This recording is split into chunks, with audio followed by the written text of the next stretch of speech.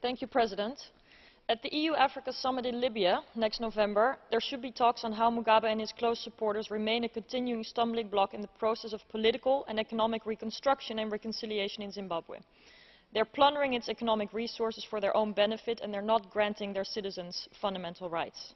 Now, around 20,000 people living in the outskirts of Harare have been threatened with forced eviction.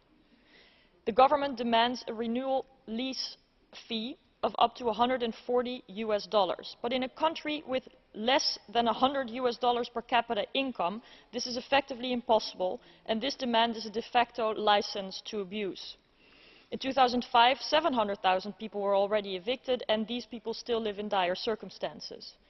Generally, the humanitarian, political and economic situation in Zimbabwe continues to deteriorate, and millions of people continue to be at risk of starvation.